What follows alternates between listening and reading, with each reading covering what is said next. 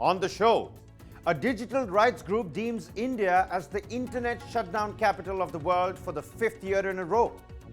Congress conundrum over the arrest of Aam Aadmi Party leader Manish Sisodia. Why is the Grand Old Party divided on whether to protest or not against AAP? Not really a suns out, guns out situation. People gear up for a fiery summer after the country witnesses the hottest February in 122 years. And we tell you about erythritol, an ingredient in artificial sweeteners that can kill with sweetness. This and more. Top Angle starts right here, right now.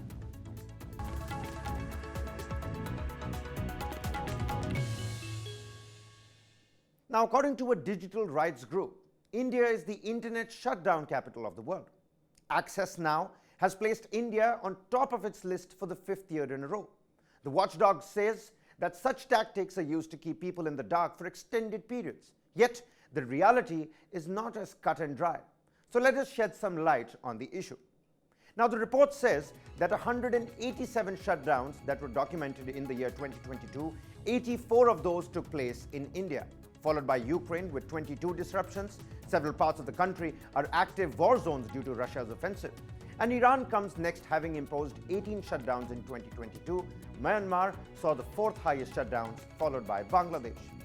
Now, according to the report, Jammu Kashmir continues to top the list among Indian states and union territories, witnessing 49 of the 84 internet shutdowns that took place in the country last year. However, other states too witnessed shutdowns. There were 12 shutdowns in Rajasthan, 7 in West Bengal, and 4 each in Haryana and Jharkhand. Internet shutdowns were used during the farmers' protest and more recently the Agnipath protests as well. But we'd like to draw your attention back to Jammu and Kashmir. Many of us are painfully aware of just how much the region and its people have suffered due to decades of militancy and cross-border terrorism.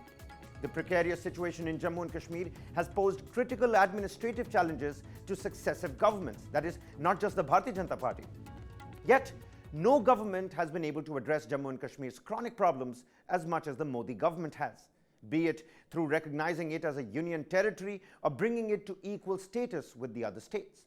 Part of that success is also due to stemming disinformation spread by India's adversaries, and that's where tools like internet shutdowns come in.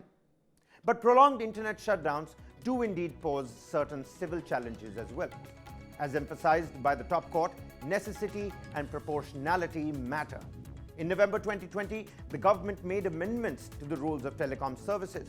In 2021, more changes were suggested by the Standing Committee.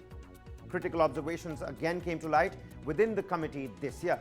Ergo, India's democratic framework is hard at work to address those concerns of necessity and proportionality.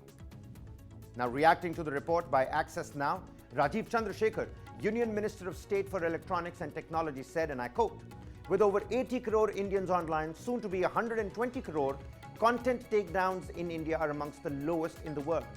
As world's largest connected democracy, Indian internet is open, safe and trusted, and accountable. All illegal content and user harm are dealt with under law."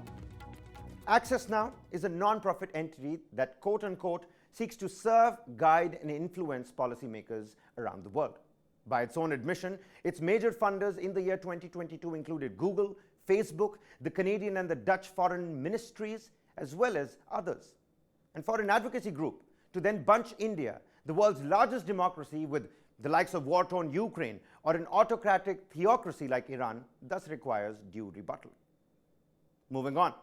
After the arrest of Aam Aadmi Party senior leader Manish Sisodia, the Grand Old Party, Congress, seems to have been struggling for a unified stance. While many senior Congress leaders have indirectly shown their support to the Aam Aadmi Party and called the arrest a political vendetta, a few of them have sought for a proper investigation into the Delhi liquor case. Keeping a tit-for-tat stance, Congress questioned what was Aam Aadmi Party's stand when the Congress leaders were hounded by the central agencies. The party, meanwhile, has sought a proper investigation into the matter. To firm up their stand, the Grand Old Party also organized a protest right outside the Aam Aadmi Party headquarters in Delhi and sought Chief Minister Arvind Kejriwal's resignation. Well, now, Wednesday's protests, many say, are not in line with what Congress preached a few days ago. Its senior leaders had shown indirect support to the Aam Aadmi Party. Now, with new arrests being made in the liquor policy case, Congress is blaming AAP for using ill-gotten money to dent the Congress in the Punjab polls. Now, the Congress can have many issues with the Aam Aadmi Party, but as far as political pundits are concerned, they point out a unique Congress dilemma: how to oppose the Aam Aadmi Party tooth and nail when the party has stopped the BJP onslaught in Delhi and in Punjab. All this despite Aam Aadmi Party eating into Congress's vote share, election after election. Take a look at this. For India, this year witnessed a warmer than usual February, breaking a record of about 122 years, with maximum temperatures averaging 29.54 degrees Celsius. National capital Delhi witnessed a colder than usual January and a warmer than usual February. The 5 warmest February months for India have fallen in the last 14 years, an indication of the climate crisis impact. And even before we could enter the month of March, the Weather Department issued the year's first heat wave alert along with the do's and don'ts, asking people to not leave homes between 12 to 3 at noon and not to leave children alone in parked cars outside. The Union Health Ministry too issued a possible heat wave advisory from the months of March to May. Now, February in northwest India usually marks the end of winter and the beginning of spring, but this year's February could hardly be counted as a winter month. The highest maximum temperature recorded this year was 33.6 degrees Celsius and remained above 30 degrees on 6 days of the month. And here's some more data from February.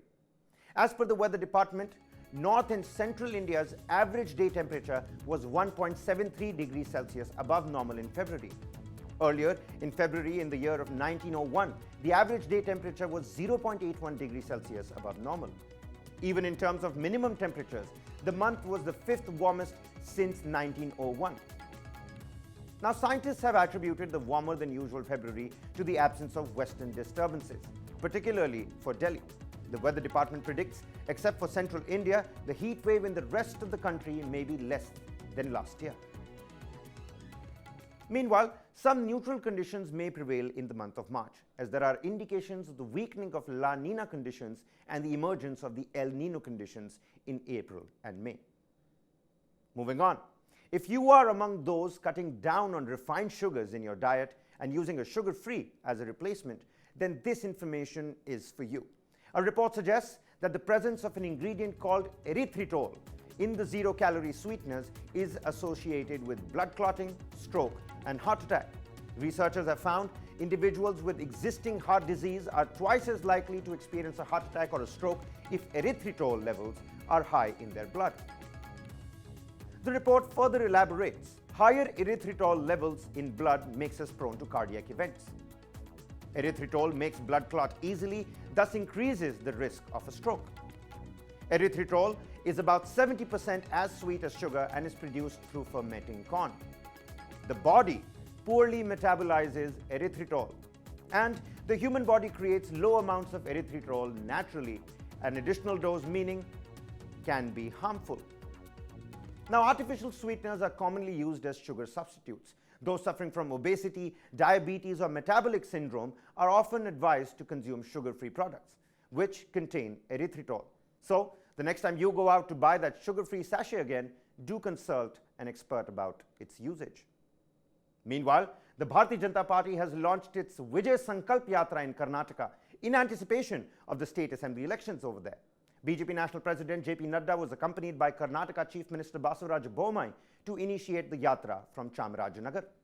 On Thursday, Rajnath Singh will launch the second yatra from Sangoli Rayana Memorial in Belagavi. On the same day, Amit Shah will flag off 2 Rath Yatras and address a public meeting as well. These 4 yatras, covering 224 constituencies of Karnataka, will culminate in Davangere on the 25th of March with a public rally addressed by Prime Minister Narendra Modi himself. As May approaches, the BJP is reportedly launching its own campaign tour from the 4 corners of Karnataka in response to the Congress Party's current Praja Dhwani Yatra. Next up, at a post-budget webinar on Wednesday focused on urban planning and development and sanitation, Prime Minister Narendra Modi stated that well-planned Indian cities will shape India's destiny. Emphasizing the rapid urbanization in India, Prime Minister Modi highlighted the importance of infrastructure that is future-oriented. Take a look. अमृत काल में urban planning ही हमारे शहरों का भाग्य निर्धारित करेगी और भारत के वेल प्लान शहर ही भारत के भाग्य को निर्धारित करेंगे। जब प्लानिंग बेहतर होगी तभी हमारे शहर क्लाइमेट रेजिलिएंट और वाटर सिक्योर भी बनेंगे। Moving on, Foreign Secretary Vinay Quatra has said that G20 Foreign Ministers' meeting under India's G20 presidency will be held on Thursday. He added that it would be the second ministerial meeting held under India's presidency. The G20 Foreign Ministers meeting under India's ongoing G20 presidency will be held tomorrow on 2nd March, but it would start with a gala dinner tonight. It would be under the chairmanship of our External Affairs Minister, Dr. S. Jaishankar. This would be the second ministerial meeting being held under our presidency. Moving on, for 5 months from September 2020 to January 2021, Rahul Gandhi was on his Bharat Jodo Yatra, a mission he took from Kanyakumari in Tamil Nadu to Kashmir. During this journey, he kept his long beard, which sparked speculations about whether he was up for a conscious image makeover. Rahul had said that the long beard look was for the yatra and that he will consider changing the look after the yatra. Now recently, Rahul Gandhi was seen in a new avatar as he arrived in the United Kingdom on a week-long tour. He had trimmed his hair and beard and was donning a suit tie instead of his white t-shirt. Photos of his new look were shared on social media. Well, at least for Rahul Gandhi fans, the old look is back, and hopefully for good. On that note, it's the end of this edition of Top Angle. Do check out incisive news analysis and cutting-edge documentaries streaming only on News 9+. Thanks for watching.